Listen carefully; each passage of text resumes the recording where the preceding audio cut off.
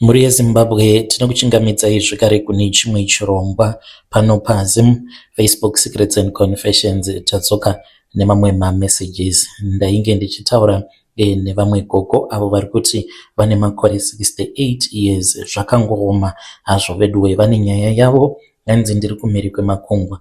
Nyaya yavo yakamira sekudai so: hanzi makadii zvenyu mukomana shi, please post my story makaviga chitupa changu. Iniwo ndinoitwa Gogo Muhlanga, ndine makore 68 years ekuberekwa, not a real name. Ndinogara kuno ku UK, ndava nemakore akati wandei. Ndakauya kuno ndichiriwo mudzimai wechidiki nekuti ndakaitawo rombo rakanaka. Ndainge ndichishanda pane chimwe chipatara. Kwakazouya mamwe madoctors avo vakauya vachimbotibatsira pachipatara ipapo. Vainge vari madoctors, vainge vari mavolunteer. Saka pamadoctors ava painge paine murungu uyo wandakazotanga kufambidzana naye, even though I was married, but ndainge ndakangogara nemurume tainge tisina kuchata. Saka ndakabva ndachizotiza murume wangu ndokubva ndachizouya kunoku ku UK ndikagara naye, asi moyo wangu wainge uchingorwadza. Ndokubva ndachizosvika pakuramba murungu uya,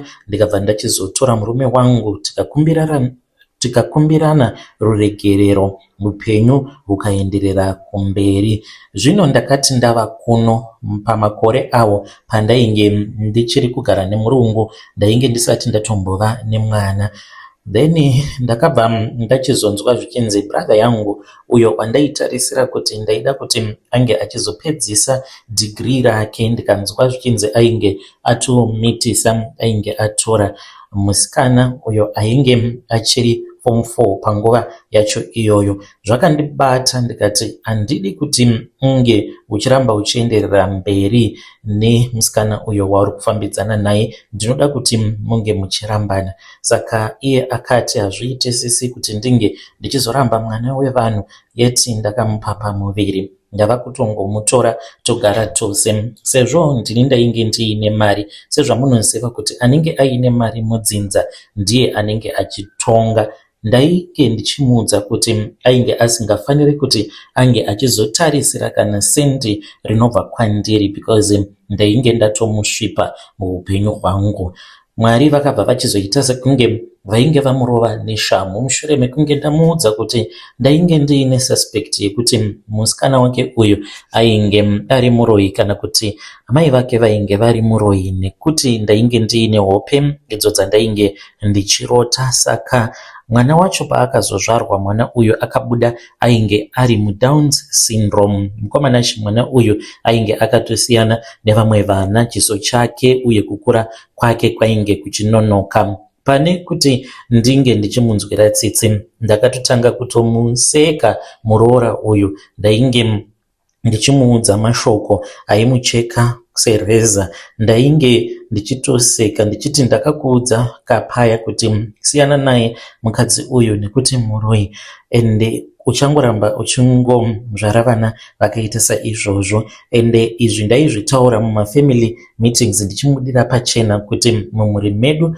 mainge musina kana kumbogara makaitika zvinhu zvakadaro. Ndichiti dzinza rekwavo ndiro rainge riine problem. Saka ndainge ndichimuseka apa iniwo ndainge ndisati ndatombozvara, ndisati zvekare ndaziva kuti ndainge ndichazozvara vana vakaita sei. Saka mwana uyu akakura, ende ndainge ndisingadi kana kumbomuona. Iyewo ainge achindifarira. Ndaiti kana ndikaenda kumusha zviya pandinenge ndiri kuZim, aiuya achiti vatete vatete. Ndaingonyemwerera kungofara zvenhema, bhati mumwoyo ndinenge ndisingatombodi kuti ange achiva pedo neni. Ndainge ndichiti kana ndiri kumba zvikanzi tinenge tichifanira kuti tinge tichienda kana kumavhakation kwakaita sekunana Victoria Falls, iri family vacation, ndaiwanzokufarira kutora vana vehanzvadzi dzangu ndobva ndafamba navo. Zvino uyu mwana ndainge ndisingadi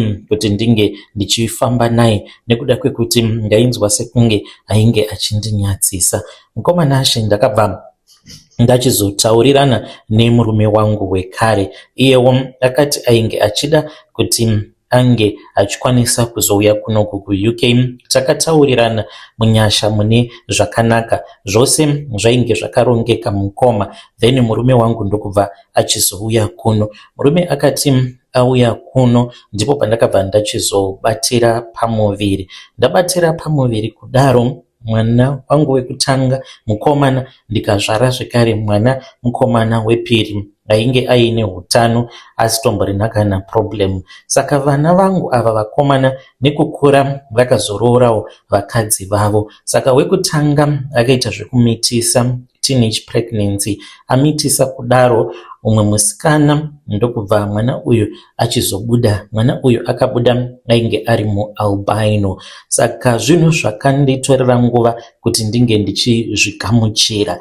Ndakati zvimwe kuda maybe majinzi acho kubva kusaidhi remusikana, sezvo iye ainge ari murungu. Ndikati maybe ndo zvainge zvakakonzeresa kuti wangu mwana mutema ndokubva anomitisa murungu ari musikana murungu, ndokusaka pakazozvarwa mualbino. But ndakatadza kuti ndinge ndichizvigamuchira. Pari kundidzimba mwoyo pandakagurwa kunorira mukoma ndezvekudai. So mwana wangu mukomana muna 2023 akabva achizoitawo wake mwana, akatoroora zvakatonaka. Musikana wake akazova mukadzi wake ainge achibvawo kuZimbabwe, vakatochata paya. Yepano pakuzonoti mwana uyu paakazvarwa mukomanashi, mwana uyu akazvarwa aine hurema ihwohwo hwealbinism, zvekare akazvarwa asingaoni. Akatanga achiona but madoctors vakazoti mwana uyu anoratidza kuti ari kuluza eyesight yake. Kusvika pari nhasi mwana haaoni, ari kunzi anofanira kuti ange achizoitwa surgery next year. Zvinhu zviri kundidzimba mwoyo. Ndiri kutadza kuti ndinge ndichizvigamuchira. Handikwanisi kuti ndinge ndichiposta kana mapictures evazukuru vangu nekuda kwenyaya iyoyo. Handizivi mukomanashi kuti ndingabatsirikana sei nekuda kwezvinhu izvi zviri kuitika muupenyu hwangu. Kana muine vanhu vamunoziva mukomanashi avo vanogona kurapa kuti uyu wacho akaita bofu, at least ange achizova senani, not kuti ndinge ndichizonzi ndine vazukuru umwe ibofu haoni. Mwana akadaro ndinoshaya kuziva kuti ndingaita sei naye. Kana mukazoposta nyaya yangu muzondizivisa, ndinenge ndiri mucomment section.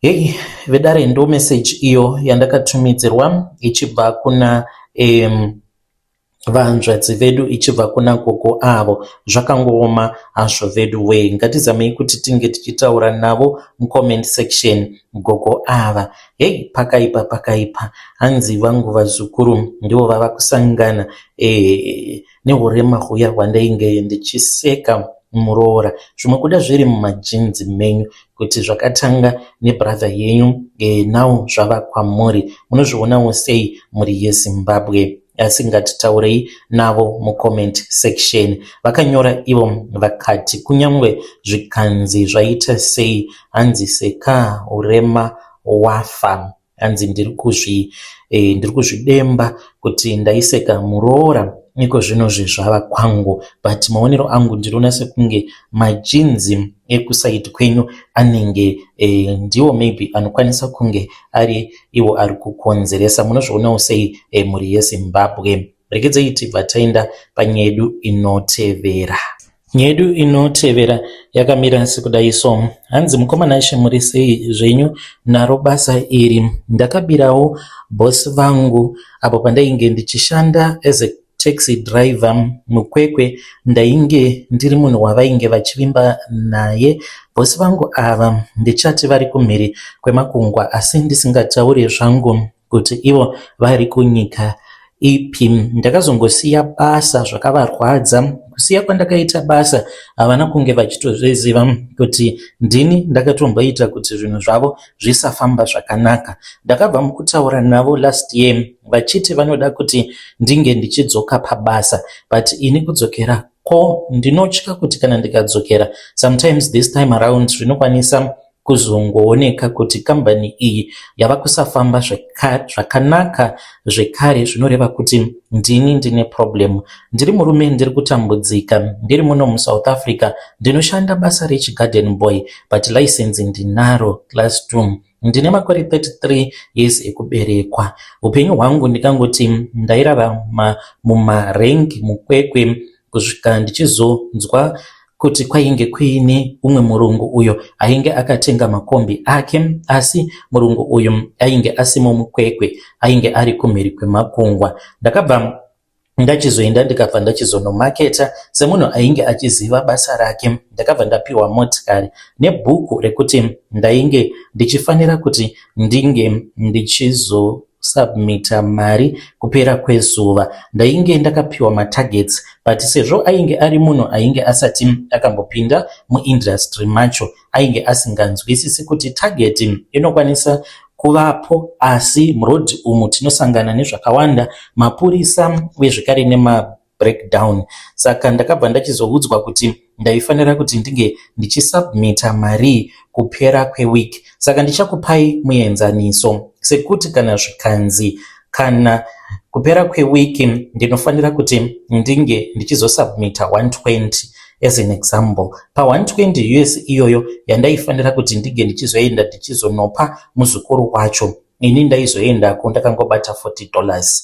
Ndakabata $40 kudaro, ndaibva ndamuudza kuti ndakasangana nema-breakdown, iniwo ndaibva ndachengeta $80. Ndobva ndapa mukomana wandainge ndichifamba naye, sezvo ainge ari munhu weukama, ndaingomupa 10 kana kuti 20 US. Saka nguva zhinji ndaizotonopinda mumba ndakabata 60, ndobva ndapa mudzimai wangu 60 iya. Nekuda kwemari iyoyo mukomanashi yatainge tichiwana, imari yatakabva tachizoshandisa zvine musoro ndokubva tachizotanga tumabusinesses twedu twakasiyana siyana. Takatanga mabusinesses, ndikabva ndachizotanga kuita zvekutenga ndichitengesa goridhe. Handina kuda kuti ndinge ndichizosiya basa nekukasika, nekuti ndakaona kuti ndainge ndichiwana mari yemahara, sekuti muZimbabwe uchitoziva kuti kupera kwewiki rinori ndinenge ndiine mari yangu yandinenge ndiinayo.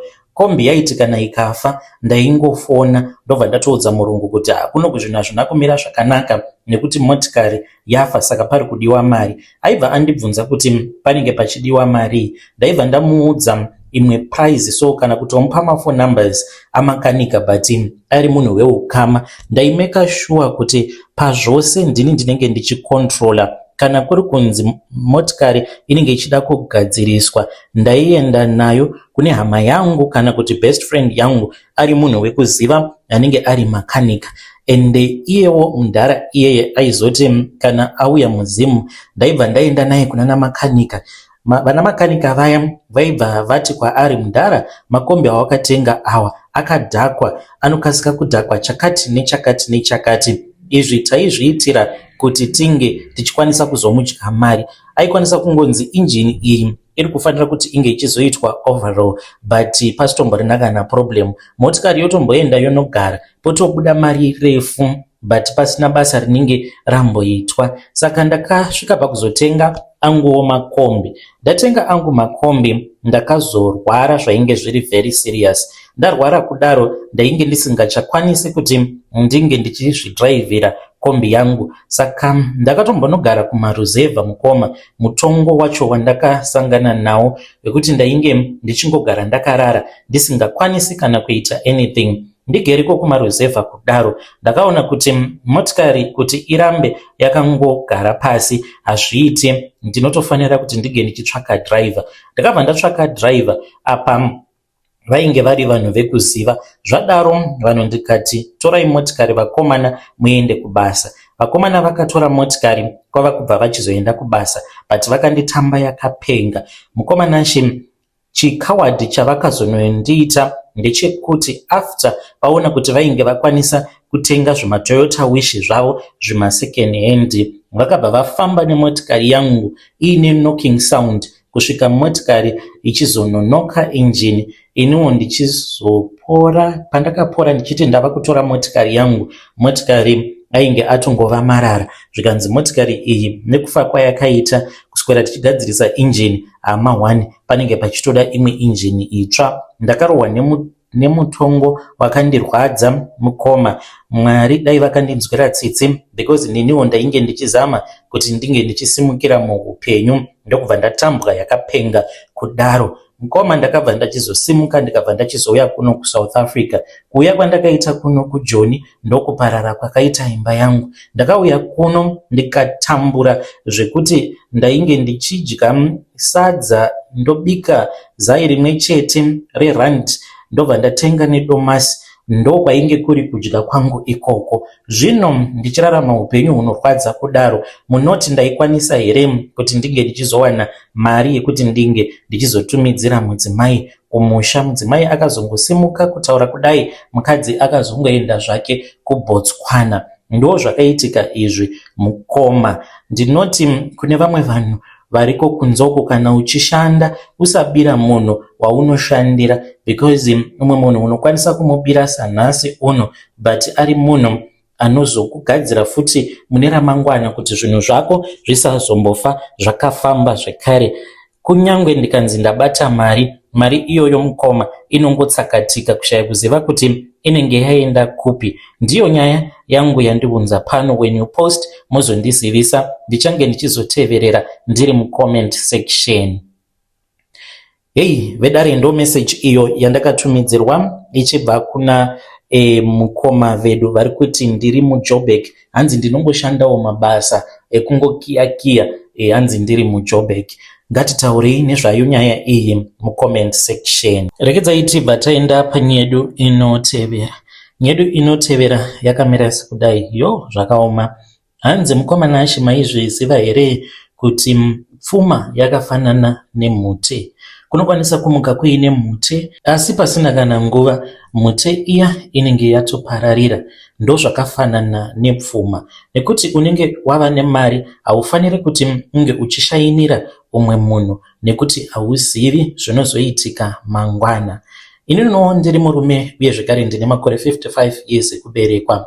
Ndinoitawo zvekugadzira motikari. Ndine business rangu tinoita zvekugadzira matime, ende nguva zhinji ndinenge ndichiteerera zvirongwa zvenyu izvi. Ndigere ndiri mugari wemuno muHarare. Mukomana Ashi, Harare iyi ndisu tainge tichitomboitonga, tainge titomboriwo mbinga. Ndakambogara kuBorodale, hakuna munhu anozvibhilivha izvi, uyo ainge asingandizivi pamakore acho iwawo. Makore awo andainge ndichiri kupisa mukoma, ndainge ndabva mukubata contract rehurumende ndichigadzira motikari dzemapurisa, ndichigadzira motikari dzehurumende. Saka ndaiva ndiine mari yakawanda. Advantage yemacontract ehurumende, mari yacho inongouya kana ka1 kana kuti madown payments. Saka unogara uine mari nguva dzose. Apa pagaraji pangu ndichigadzira zvekare dzimwe motikari. Ndaigadzira motikari dzemaministers ini, nekuti vainge vachizviziva kuti mudepartment medu motikari dzinogadzirwa naninge, saka vaizongounza motikari dzavo dziya dzinodhura. Ndakasvika pakushandirwa nevarungu vaviri nemakarati ekuAcadia uko, zvinhu zvichipisa. Nekuda kwekuti ndainge ndiine mari yakawandisa, ndainge ndichitorera vanhu pasi. Ndikangoti izvi zvekutarisira vanhu pasi zvakabva pakuti munhu akandidzidzisa basa iri rehumakanika ainge ari munhu ainge atoriwo nehutsinye pache zvake. Saka ainge ari munhu aindishungurudza, aikwanisa kutenga kana plate yake yesadza apa achiziva kuti since morning unenge usina kana chaunenge wambodya, then obva atotanga kutodya sadza rake paya wakamutarisa. Aizongokupa kana kamari kekuti unge uchienda kunotenga kana maputi. Saka ndakangoshingirira kuti ndinge ndichidzidzira basa, but ndiri mumaoko emunhu ainge aine moyo wakaipa kwazvo. Saka ndakabva ndachizotora mudzimai wangu apo pandakatanga kuita mari, because ndakagara kwenguva yakareba ndisina mukadzi. Ndainge ndiine mwana wangu 1 uyo wandainge ndakaita nemusikana wandainge ndakadanana naye tichiri kusekondary school. Saka handina kuzombomutora because amai vangu vaivawo munhu ainetsa, vainge vasingamudi. Saka zvakanditorera nguva kuti ndinge ndichizonzi ndazowana zvekare umwe mukadzi. Ndakati ndatora mukadzi wangu, ndakatora munhu ainge ari murombo, vabereki vake vainge vari varombo. Nekuda kwekuti ndainge ndiri munhu ainge achizvikudza, ndainge ndichitotyiwa nevabereki vemudzimai wangu. Ndaikwanisa kuvaudza zvekuita ini. Dambudziko rakazovapo ndiri kuti handina kukwanisa kuzozvininipisa in time.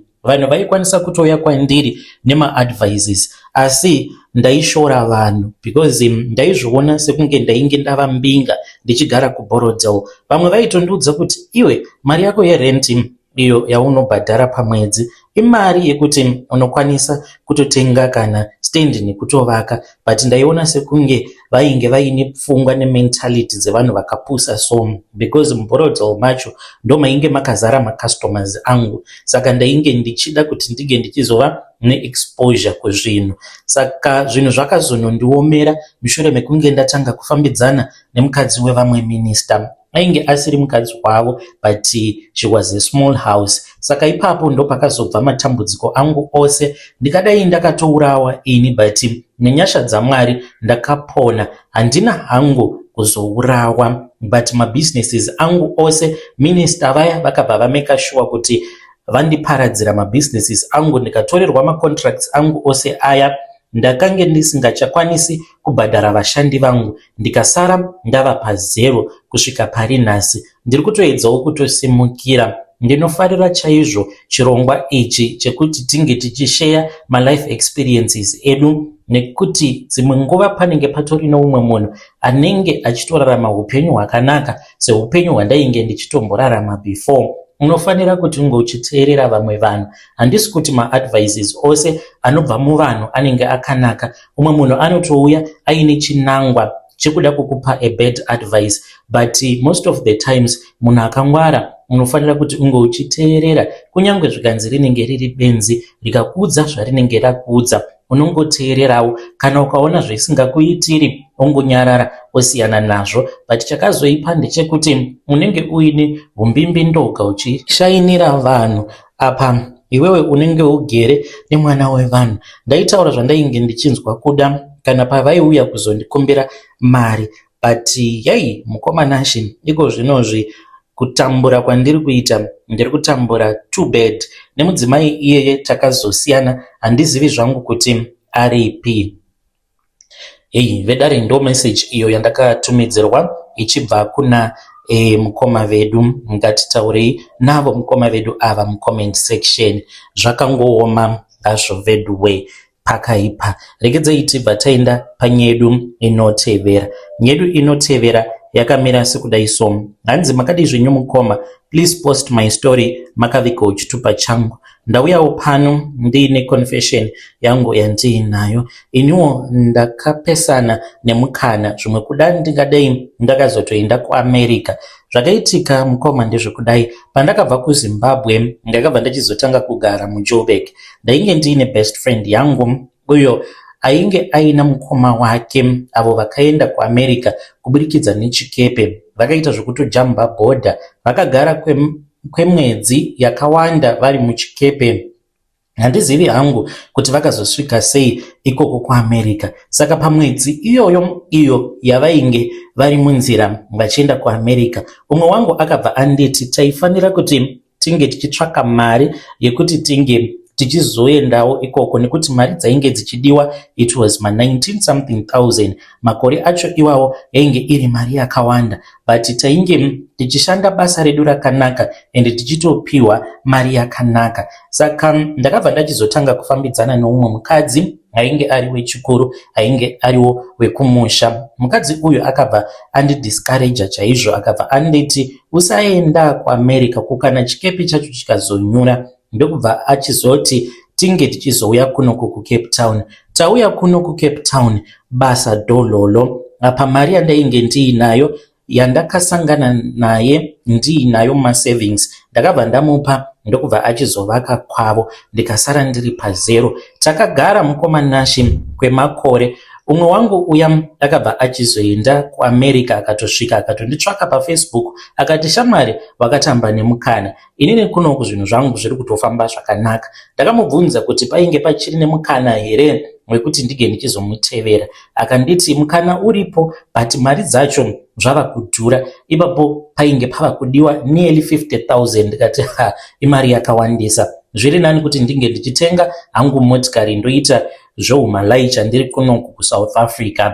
Mukoma ndakazoregedza kutaura naye muchinda uya kwemakore nemakore. Ndakagara nearly 4 years ndichigara nemukadzi uya, saka pakazonochinja zvinhu ndeapo paakazowana basa murestaurant. Isusu tainge tichishanda kumaprazi kumagrapes uku, saka taigara tose pakomboni rimwe chete. Ainge asingakwanisi kuzviratidzira unhu hwake patainge tirimo muprazi, saka akabva achizondiudza kuti ainge aine imwe friend yake uyo ainge ava muCape Town but aishanda kurestaurant. Maweekends aibva pamba obva aenda onorara kulocation, aiti Friday, Saturday, Sunday anenge ari kulocation, ozodzoka Monday makusiniseni achiita mapiece job.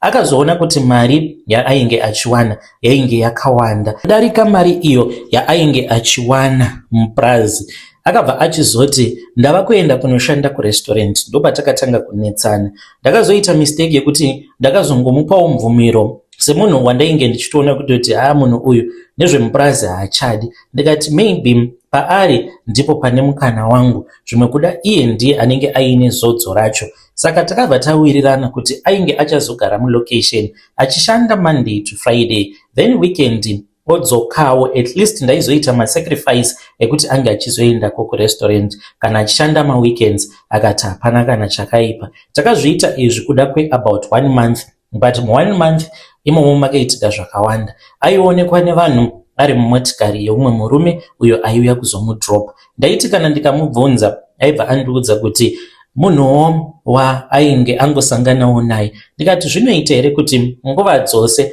vanhu vanenge vachiti vari kukuona uri mumotikari imwe chete, iwe ubva wati imotikari uya unenge wangosangana nayo muroad? Handina kunge ndakaziva kuti mudzimai wangu ainge ava kutofambidzana noumwewo muchinda wemulocation. Isu vekumapurazi kumakomboni tainge tava kuonekwa sekunge tisina kukwana. Zvadaro mukoma mudzimai akazongonditaimira ndiri kubasa. Aiziva padainge ndichiisa magame. Akabva auya nepickup mukomboni ndokubva atuta zvose. Tainge tiine fridge yedu yatainge takatenga nyowani yainge iri deep. Mubhedha akangotora zvinhu zvinyowani, maTV stand aya ekudhara emasimbi, akatora neTV. Ndakangozosvika mumba ndikaona kuti mainge makangosara machira chete. Ndakangosiyirwa zvinhu zvainge zvisina kana basa. Ndakaita sekunge ndainge ndichazviuraya. Makore akati afamba. Last year ndiri paFacebook ndopandakabva ndachizosangana nefriend request. Ndokubva ndaona kuti yenge iri friend yangu atori kuAmerica, akazotoita vana vake vaviri kuAmerica ikoko nemukadzi waakasangana naye. Ndewe chikuru zvake, but unyatsokuona kuti standard racho rakatosiyana. Ndinozvidemba mukoma kuti ndakapesana nemukana, ende nyaya yekuAmerica ndaiti kana ndikapfuga mapasi ndichinamata ndainzwa mwoyo wangu kusununguka, kuratidza kuti Mwari vainge vachitondiratidza nedzimwe nzira kuti enda kuAmerica. Amai vangu ndakavaudza havana kana kumbopikisana nazvo, vakatomboti ndotengesa here mombe 3 dzatainge tingori nadzo dzainge dziri mudanga, ndokupa mari woenda, kana waenda ikoko usazotikanganwa. But ndikuda kwerudo mukoma ndakanzi ndinge ndichisiyana nazvo nemudzimai ndikamuteerera. Ndokubva tashandisa mari yainge iri kumasavings kwava kubva achizoendesa kwavo, akatovaka chiturumu chake kwavo. Inini ndokubva ndatadza kushandisa kana send. Kubva ipapo ndopandakabva ndachizoona rimwe side randainge ndisingazivi pamukadzi iyeye. Nanhasi uno ari muno muCape Town. Anongoita izvozvo zvekuti kana akagara neuyu omusiya, mangwana ogara neuyu omusiya. But chidzidzo chandakadzidza muno muSouth Africa mukoma zvakaoma. Handidi kutaura zvakawanda, ndinozoita sekunge ndiri kutuka vanasisi vedu ava vekumusha. Vedare ndo message iyo yandakatumidzirwa ichibva kuna mukoma vedu. Vari kuti ivo hanzi mukadzi muSouth African anenge ari nane because vanongoda makota kumutengera doro, asanzi wekumusha anodhura because achati mwana wangu anoda kuvaka, anoda kuendesa chikafu kumusha, anoda kutumira amai, anoda mari kutenga mapiritsi. Hanzi zvose izvo kada kuzozvicalculata zvakatosiyana. VemuSouth Africa vanoda mari, but unokwanisa kumuvhara ne100 rand. Hanzi mukadzi wekumusha ungamuvhara here ne100 rand? Anoitei nayo? Zvakaoma. Ngatitaurei nezvayo nyaya iyi mucomment section. I'll be back with another episode.